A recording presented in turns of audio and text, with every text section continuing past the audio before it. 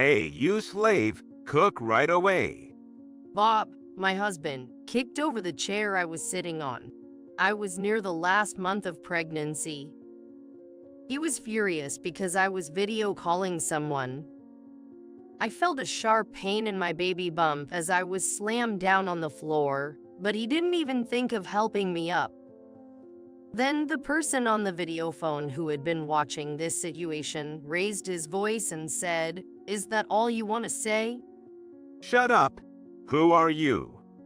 As soon as Bob checked the screen with a flush face, he turned pale straight away. After that, he ended up being rock bottom. I am Catherine, 29 years old. I got married to my coworker, Bob, last year. He was excellent at his job and considered an elite in the company, while my main role was to support him as an office worker. Even during marriage, I continued working, but due to frequent anemia during pregnancy, I switched to remote work. Since then, I struggled to balance work and household chores at home, and at the same time, Bob's attitude became cold. I'm home. Hey, where's dinner? You haven't even prepared for a bath yet. I'm tired from work. It's your job to do chores. I'm sorry, but I've been feeling dizzy and lying down all day.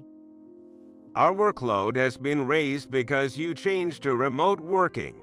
Pregnancy is not a disease. Life is not so sweet. At first, I used to argue back. But every time I talk, Bob talks back to me more than double. He completely stressed me out. I can't stand this when the baby is coming soon. Gradually, no matter what he demanded, I just went along with what he said. And yet, I had been hoping in my heart that he would be back to a kind person, thinking that he must have been upset because of my pregnancy. However, his behavior only escalated, and finally, the worst thing happened the other day. It happened when I was on a video phone call.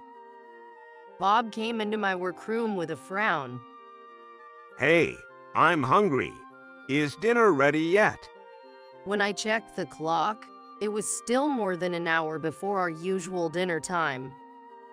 So, since I was still talking on the video phone, I handed a note to Bob saying I'm almost done with my work, and then I'll get ready for make dinner. But You slave, make dinner quickly. Useless. Bob shouted loudly and kicked over the chair I was sitting on, making me fall to the floor. Ouch! I felt a sharp pain around my belly button, and I couldn't get up. While I felt sorry for leaving the person on the call unattended, I was worried about my baby, so I shouted, "Take me to the hospital right now." But Bob looked at me indifferently and let out a big sigh.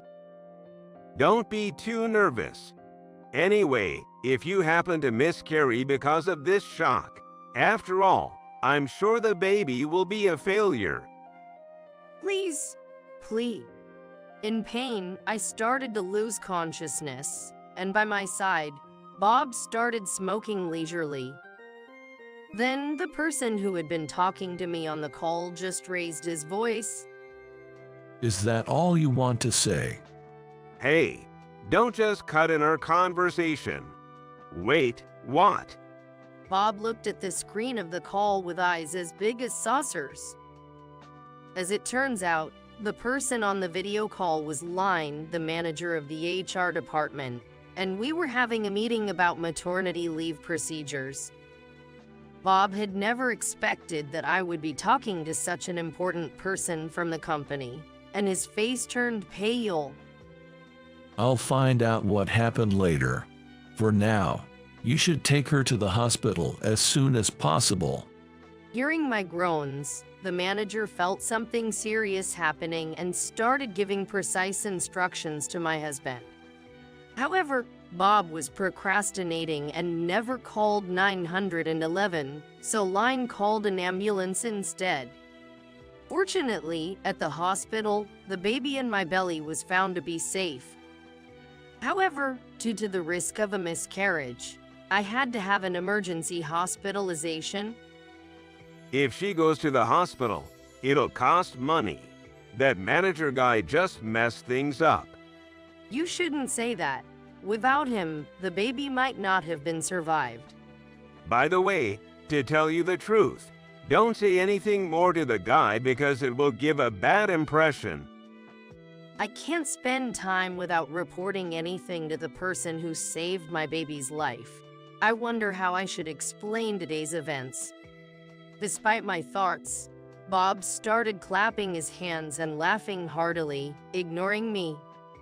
About what I said about slavery, I was just joking. I didn't do anything. Did he believe your story? Oh, he didn't see the scene of kicking the chair, so he completely fell for it. He's really gullible, haha. As Bob cheerfully spoke, I stared at him with a cold gaze, and he suddenly became angry. What are you looking at? Anyway, it's your fault for slacking off with household chores and work just because you are pregnant. Bob tore up the maternity record book, threw it in the trash can, and left the room. And from that day on, he never visited the hospital room. Even though Bob had been cold to me so far, I still felt connected to him deep down inside. But through this incident, my tiny hope was shattered. I was filled with apologies to my unborn child, thinking, I'm sorry for having such a dad and mom, and I couldn't stop crying alone in the hospital room. But as I looked at the torn maternity record book, those feelings gradually turned into anger towards Bob. I won't let Bob have his way like this. While clutching the maternity record book, I swore in my heart to take revenge on my husband. A few days later, I got permission from the doctor to be discharged, but I decided to go back to my parents' home to give birth in the best condition. Of course, Bob, who wanted to push household chores onto me, ordered me to come home quickly. However, I ignored his instructions and calls and chose to stay at my parents' house. While I was staying with my parents, Bob came all the way to my parents' house to take me back, but my father sent him away, and he never came back. Then, just before I entered the final month of pregnancy, I was called by the HR manager and had to go to the office carrying my big belly. When I was escorted into the meeting room, to my surprise, Bob was there.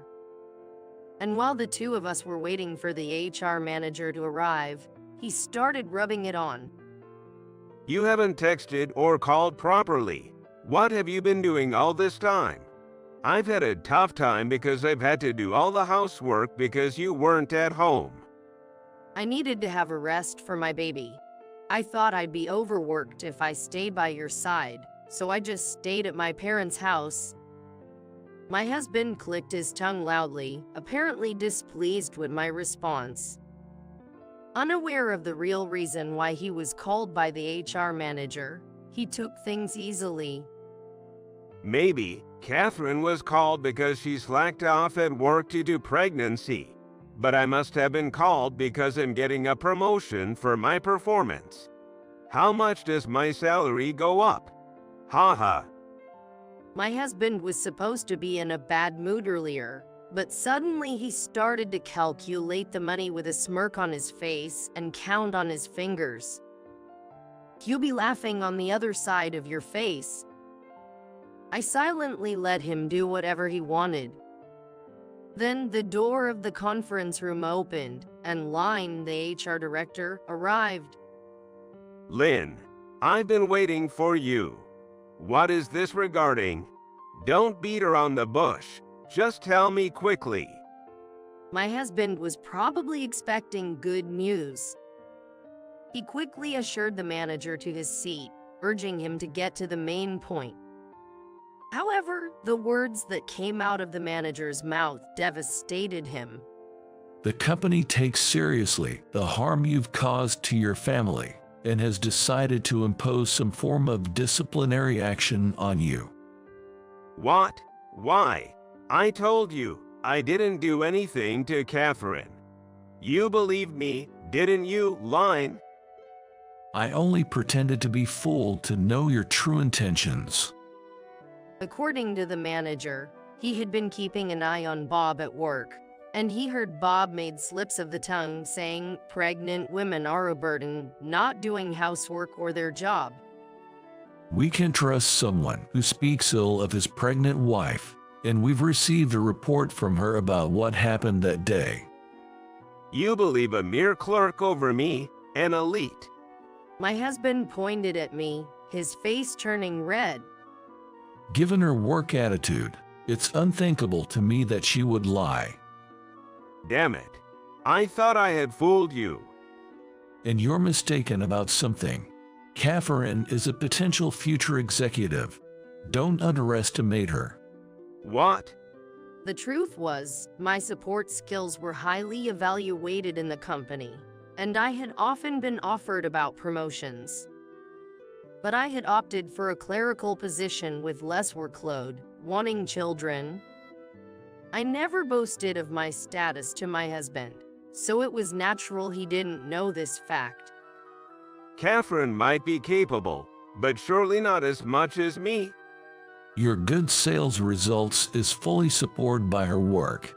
Can't you see that? In fact, Bob was a mediocre employee until I started pointing out his mistakes in detail and improving his performance. But as soon as I went on maternity leave and his support stopped, his sales plummeted.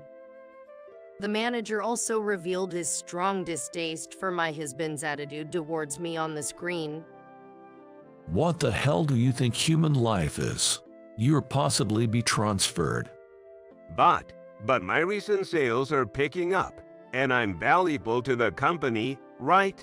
And since the baby is safe, can't you reduce the penalty? Bob began groveling, but became frozen in his tracks when I revealed the truth to the manager. This is a copy of an email Bob sent from our home computer to the client. Look here, there's evidence of illicit dealings. What's this? You've done something terribly wrong. Bob must have been desperate to produce results, feeling rushed to his declining sales performance. Shockingly, he had been making deals by offering money to clients in exchange for contracts. Moreover, a look back at the message history revealed that he wasn't just involved in one or two instances, but habitually engaged in these under-the-table dealings. Such actions are unacceptable. With the harm to Catherine in this, we don't need someone like you in our company. Please, I'm sorry. It was just a sudden impulse. I'll repent. Please forgive me. My husband, his forehead slick with sweat, repeatedly bowed to the manager, who just silently stared at him. Feeling it was futile to say more to the manager, Bob turned to me next. Please, forgive me. Can't you sway Line to let me off the hook? How dare you ask that? Why did you demand perfect housework from me, knowing I couldn't move well during pregnancy and was near fainting from anemia? Initially, my husband didn't respond to my question. But when the manager and I glared at him together, he reluctantly opened his mouth. I only thought of my spouse as a housekeeper. And then when Catherine got pregnant, she stopped doing housework and even stopped supporting my work. What do you expect? I'm carrying a precious life. That's why the life became a nuisance. What? What my husband said next sent chills down my spine. I thought if I forced you to do housework hard, you'd eventually have a miscarriage, and then you'd be back to taking care of me like before. Bob revealed he kicked the chair I was sitting on, hoping to quickly get rid of the unborn child, as it didn't die despite his wishes. Let's get divorced right now. But be prepared, I'll be asking for an alimony and child support. Wait a minute. I confessed everything, so you should forgive me. I don't know you that. I've already consulted a lawyer, and you'll probably hear from them soon. Love. The word lawyer seemed to intimidate him, and Bob fell silent.